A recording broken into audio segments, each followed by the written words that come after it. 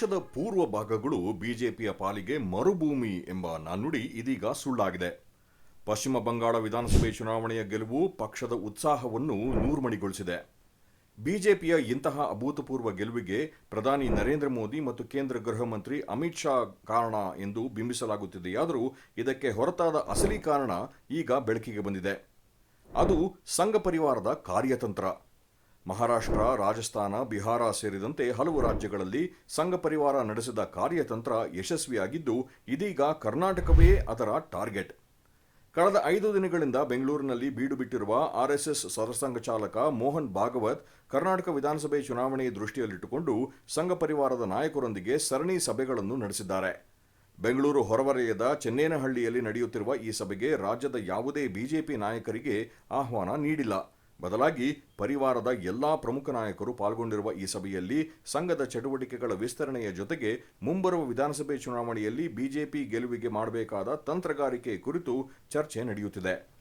ಕೇವಲ ಒಂದು ಚುನಾವಣೆ ಗೆಲ್ಲುವುದಕ್ಕಿಂತ ತಮ್ಮ ಗಮನ ಬಿಜೆಪಿಗೆ ದೊಡ್ಡ ಪ್ರಮಾಣದ ಮತ ಬ್ಯಾಂಕ್ ಸೃಷ್ಟಿಸುವ ಕಡೆ ಇರಬೇಕು ಎಂದು ಸಭೆಯಲ್ಲಿ ತಿಳಿಸಿರುವ ನಾಯಕರು, ಮತ ಬ್ಯಾಂಕ್ ಗಟ್ಟಿಯಾದರೆ ಯಾರು ಬೇಕಾದರೂ ಚುನಾವಣೆ ಗೆಲ್ಲಬಹುದು, ಈ ನಿಟ್ಟಿನಲ್ಲಿ ಸ್ವಯಂ ಸೇವಕರು ಕೆಲಸ ಮಾಡಬೇಕು ಎಂದು ಮಾರ್ಗದರ್ಶನ ಮಾಡಿದ್ದಾರೆ.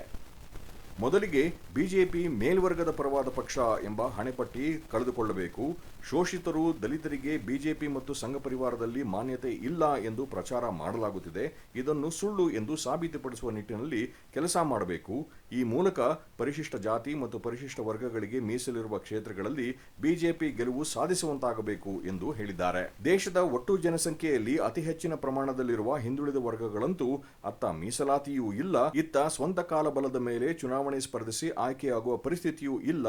ಹೀಗಾಗಿ ಈ ಸಮುದಾಯಗಳಿಗೆ ಸಂಘ ಪರಿವಾರ ಧ್ವನಿಯಾಗಬೇಕು.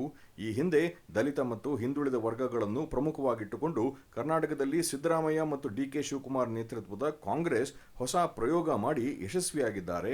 ಬಿಜೆಪಿ ಮತ್ತು ಜೆಡಿಎಸ್ ರಾಜ್ಯದ ಪ್ರಭಾವಿ ಸಮುದಾಯಗಳಾದ ವೀರಶೈವ ಮತ್ತು ಒಕ್ಕಲಿಗ ಮತ ಬ್ಯಾಂಕ್ನೊಂದಿಗೆ ನಡೆಸಿದ ರಾಜಕಾರಣಕ್ಕೆ ಅಹಿಂದ ರಾಜಕಾರಣದ ಮೂಲಕ ನೀಡಿದ ಉತ್ತರ ಯಶಸ್ವಿಯಾಯಿತು. ಇದೇ ಮಾನದಂಡ ನೆರೆಯ ತೆಲಂಗಾಣದಲ್ಲೂ ಅನುಸರಿಸಿದ ಕಾಂಗ್ರೆಸ್ ಅಲ್ಲಿಯೂ ಅಧಿಕಾರದ ಚುಕ್ಕಾಣಿ ಹಿಡಿಯಿತು.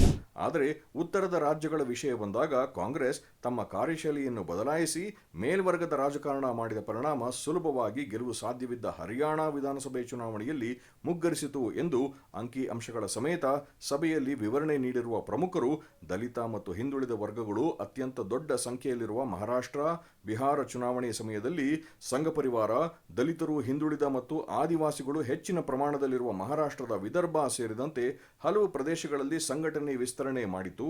ದಲಿತರನ್ನು ಸಂಘಟನೆಯ ಮುಖ್ಯವಾಹಿನಿಗೆ ಸೇರ್ಪಡೆ ಮಾಡಿಕೊಂಡು ಅವರಲ್ಲಿದ್ದ ಅಸ್ಪೃಶ್ಯತೆ ಕೊರಗು ನಿವಾರಣೆ ಮಾಡಲಾಯಿತು.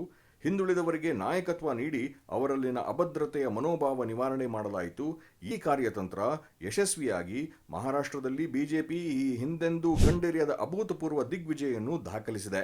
ಕರ್ನಾಟಕದಲ್ಲಿನ ಒಟ್ಟು ಮತದಾರರ ಸಂಖ್ಯೆಯಲ್ಲಿ 40% ಇತರೆ ಹಿಂದುಳಿದ ವರ್ಗಗಳಿದ್ದರೆ 26% ಒಕ್ಕಲಿಗ ಮತ್ತು ಲಿಂಗಾಯತ ಮತದಾರರಿದ್ದಾರೆ.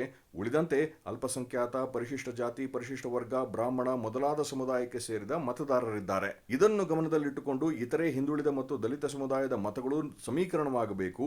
ಇದಾದ ನಂತರ ಪ್ರಬಲ ಸಮುದಾಯಕ್ಕೆ ಸೇರಿದ ಮತಗಳು ತನ್ನಿಂತಾನೇ ಬರಲಿವೆ ಎಂದು ವಿವರಿಸಿದ್ದು, ಅದಕ್ಕೆ ಪೂರಕವಾಗಿ ಕೆಲಸ ಮಾಡಬೇಕು ಎಂದು ಹೇಳಿರುವುದಾಗಿ ತಿಳಿದುಬಂದಿದೆ. ಕಾರ್ಯಯೋಜನೆ ಜಾರಿಗೆ ತರಲು ಕರ್ನಾಟಕವನ್ನು ಸಂಘಟನಾತ್ಮಕವಾಗಿ 3 ಭಾಗಗಳಾಗಿ ವಿಂಗಡಿಸಲು ತೀರ್ಮಾನ ಕೈಗೊಳ್ಳಲಾಗಿದೆ. ಈ ಮೊದಲು ಸಂಘ ಕರ್ನಾಟಕವನ್ನು ದಕ್ಷಿಣ ಪ್ರಾಂತ ಮತ್ತು ಉತ್ತರ ಪ್ರಾಂತ ಎಂದು ವಿಂಗಡಿಸಲಾಗಿದೆ. ಈಗ ಹೊಸದಾಗಿ ಕರಾವಳಿ ಪ್ರಾಂತ್ಯ ಎಂದು 3ನೇ ಭಾಗ ಮಾಡಿ ಸಂಘಟನೆ ವಿಸ್ತರಣೆ ಮಾಡಬೇಕು. ಸಂಘ ಪರಿವಾರ ಪ್ರಮುಖ ನಾಯಕರಾದ ಮುಕುಂದ್ ಅವರಿಗೆ ಸಂಪೂರ್ಣ ಜವಾಬ್ದಾರಿಯನ್ನು ನೀಡಲಾಗಿದೆ. ಇವರ ಜೊತೆಗೆ ನಾ ತಿಪ್ಪೇಸ್ವಾಮಿ, ಜಿಎಸ್ ಉಮಾಪತಿ, ರಾಘವೇಂದ್ರ ಕಾಗವಾಡ, ರಾಜೇಶ್ ಪದ್ಮಾರ್, ಎಕ್ಕಾ ಚಂದ್ರಶೇಖರ್ ಅವರನ್ನು ಉಸ್ತುವಾರಿಗಳಾಗಿ ನೇಮಿಸಲಾಗಿದೆ. ಕಾರ್ಯ ವಿಸ್ತಾರಕ್ಕಾಗಿ ಕರ್ನಾಟಕವನ್ನು ಪ್ರಸ್ತುತ ಬೆಂಗಳೂರು, ಮೈಸೂರು, ಹುಬ್ಬಳ್ಳಿ ಮತ್ತು ಮಂಗಳೂರು ಎಂಬ 4 ಭಾಗಗಳಾಗಿ ವಿಂಗಡಿಸಿ ಅಲ್ಲಿ ನಿರಂತರವಾಗಿ ಸಭೆ ನಡೆಸಬೇಕು. ಪ್ರತಿ ವಿಧಾನಸಭಾ ಕ್ಷೇತ್ರಕ್ಕೆ 60 ಜನರನ್ನು ಪೂರ್ಣಾವಧಿಯಾಗಿ ಕೆಲಸ ಮಾಡಲು ನಿಯೋಜಿಸಬೇಕು. ಈ 60 ಜನರು ಪ್ರಮುಖವಾಗಿ ದಲಿತರು ಮತ್ತು ಆದಿವಾಸಿಗಳ ಕೇರಿಗಳಲ್ಲಿ ಕೆಲಸ ಮಾಡಬೇಕು.